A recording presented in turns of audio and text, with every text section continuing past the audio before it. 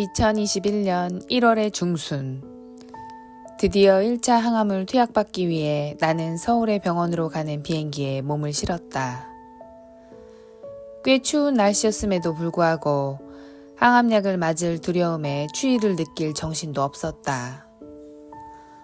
코로나는 점점 더 극심해져서 사람들은 중요한 일이 아니면 아예 비행기를 타지 않았고, 아직 코로나 백신이 개발되기 전이라 전 세계가 코로나 사망자들의 증가 소식과 더불어 각국의 비행기를 걸어 잠그고 사람들의 이동을 제한했다.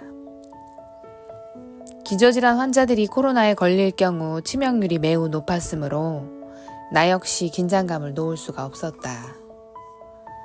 그러나 감사하게도 나를 포함한 모든 대한민국 사람들이 함께 마스크를 착용해 주어서 오히려 감염의 불안으로부터 조금은 자유로울 수 있었고, 온 세계가 코로나로 멈추어 있는 시점에 나는 항암 치료를 받게 되어 어쩌면 다행이라는 생각이 들었다. 그간 치열하게 살았으니 모든 인간들 전부 쉬고 나도 내 몸 돌보지 않고 앞만 보고 달려왔으니 한 템포 쉬어가라고 마치 우주가 명령하는 것 같았다. 나만 혼자서 항암 치료를 받느라 외롭고 서러운 것이 아니라 왠지 세상의 모든 사람들이 나를 위해 함께 고통을 감내해주고 있는 듯한 느낌이 들었다. 항암이라는 고통의 시작점에서 이 우주가 마치 나에게 괜찮아, 너만 힘든 게 아니야 라고 말해주는 것 같았다. 기왕 항암 치료를 받는 김에 1년은 오롯이 치료에만 몰두하며 나를 위한 시간으로 보내기로 마음을 먹고, 어차피 코로나로 집단 강의를 할 수 없게 되었으니 일에 대한 걱정은 잠시 내려놓기로 했다. 아이가 충분히 성장할 때까지만 하려던 일이었는데 코로나의 발생으로 자연스럽게 오프라인 강의는 사라질 업이 되어버려서 고민할 여지 없이 일에 대한 걱정은 내려놓아 버렸다. 치료가 1년 이상 소요될 수도 있겠지만 그 다음 일은 미리 걱정을 할 필요가 없었다. 1년 동안 생명이 붙어있게 될지 저 세상으로 가게 될지 알 길이 없었으니 일단 1년은 현대의학에 몸을 맡기고 최대한 생존에 집중하는 것이 그 이후에 일어날 일들에 대해 걱정하는 것보다 훨씬 효율적일 거라는 생각이 들었다.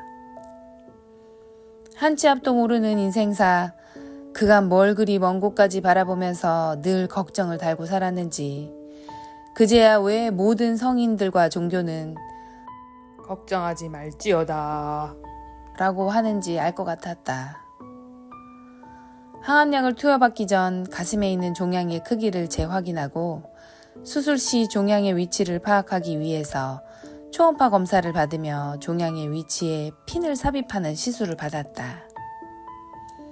나는 진단받은 그날 이후부터 나름 관리를 한다고 술과 고기를 끊었고 매일 저녁 식사 후엔 한겨울 칼바람도 불사하고 1시간씩 걷기 운동을 시작했다.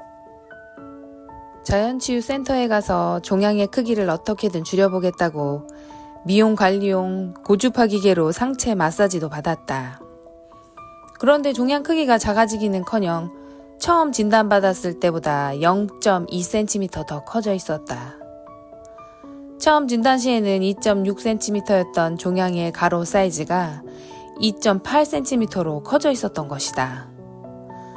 처음 진단을 받은 시기부터 항암을 시작하기까지 약 한 달이라는 그 짧은 기간 동안 내 몸의 암세포는 이미 성장의 폭을 넓혀가고 있었다. 만약 내가 항암 치료를 포기하고 자연 치료만 고집했다면 암세포가 얼마나 빠른 속도로 내 몸을 장악했을까를 상상하니 등골에서 식은땀이 났다. 종양의 크기가 더 커졌네요, 선생님. 작은 수치에도 민감할 수밖에 없는 환자의 처지가 되고 보니 안 그래도 예민한 성격에 날이 섰다. 이 정도는 크게 신경 쓰지 않으셔도 됩니다. 일단 가셔서 항암 치료 잘 받으시고 첫 번째 항암약 4차례 투약 받으시고 경과 확인하러 오시면 됩니다. 주치의는 암 환자들의 예민한 반응에 익숙한 베테랑이었다. 작은 수치의 변화에도 예민하게 걱정하는 나에게 항상 덤덤하게 별일 아니라는 듯 얘기해 주었다. 그런 주치의의 태도가 심리적으로는 큰 위안이 되었다. 만약 의사가 겁을 주면서 같이 걱정했더라면 나는 상담실을 나온 그 순간부터 걱정에 시달릴 것이 분명했다. 내가 받게 될 항암 치료는 아드리아마이신과 사이클로포스파마이드를 섞어서 3주에 한 번씩 전반전에 4차례 맞고 도세탁셀이라는 탁솔계의 약을 후반전에 역시 3주 간격으로 4회 투약, 총 8회를 선항암으로 맞는 과정이었다. 3주에 한 번씩 8번을 투약하는 일정이니 이변이 없는 한 선항암의 기간은 총 24주, 월로 계산하면 6개월이 소요된다는 계산이 나왔다. 선항암 치료만 기본 6개월이 필요하다니 그럼 수술은 7월에나 가능했다. 선항암 없이 수술을 받았더라면 치료 기간을 6개월이나 단축시킬 수 있었을 거라 생각하니 아쉬움이 남았지만 선항암으로 이미 온몸에 상주하고 있을 암세포를 사멸시킬 수만 있다면 6개월쯤이야 긴 시간도 아니니 천천히 가자고 스스로를 달랬다. 종양외과 의사는 지난번 설명했던 항암제의 부작용에 대해서 한 번 더 설명해 주었고 제주도에 돌아간 후에 만약 긴급한 상황이 생기면 응급실에 갈 수 있도록 진료 의뢰서를 한 장 작성해 주었다. 부작용이야 우리가 드라마나 영화에서 하도 많이 봐서 구토가 나오고 머리카락이 빠지는 그림은 어느 정도 예상할 수 있었지만 구내염이 올 수도 있고 고열이 날 수도 있다고 했다.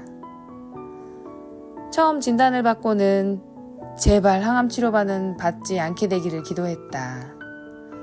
민머리가 되어 쓰레기통을 부여잡고 웩웩대는 상상은 내 인생의 지도에 한 번도 그려본 적이 없는 그림이었다. 처음에 수술 치료를 먼저 하겠다고 주치의의 말을 들었을 때 역시 나는 운이 좋다며 쾌재를 불렀다. 그러나 선항암 후 수술로 치료 방법이 바뀌었고 항암 치료를 받기 위해 병원에 온 이상 한 발짝도 물러날 수가 없었다. 주사실 앞에서 번호표를 받고 내 차례를 기다리면서 수많은 암 환자들을 보고 기절하는 줄 알았다. 웬 항암 치료를 받는 환자가 이리도 많은지 번호표 발급 후 1시간 이후에나 내 차례가 온다고 했다. 세상에 이렇게 많은 사람들이 암에 걸리는구나. 나만 아픈 게 아니네. 저 사람들은 어떤 암에 걸렸을까? 아이고 젊은 친구가 어쩌다가. 대기 의자에 앉아있는 사람들을 보면서 수만 가지 생각이 들었다. 나는 오늘이 첫 번째 항암약을 맞는 날이니 내가 그 중엔 가장 환자 같지 않은 환자였다. 겉으로 보기엔 완전 건강해 보이는 데다 항암약 맞으러 온 환자치고는 매우 씩씩했기 때문이다. 대기 시간이 길어지자 두려움이라는 녀석이 뇌리에 나타났다 사라지기를 여러 차례. 불안으로 잠식된 정신은 혼미해졌다. 자리에 앉아서 걱정으로 시간을 때우는 게 신상에 좋을 게 없는 듯해서 내 차례가 다가오면 문자를 보내달라고 카운터에 부탁했더니 가능하다고 했다. 나는 넓디 넓은 병원을 정처 없이 걷기 시작했다.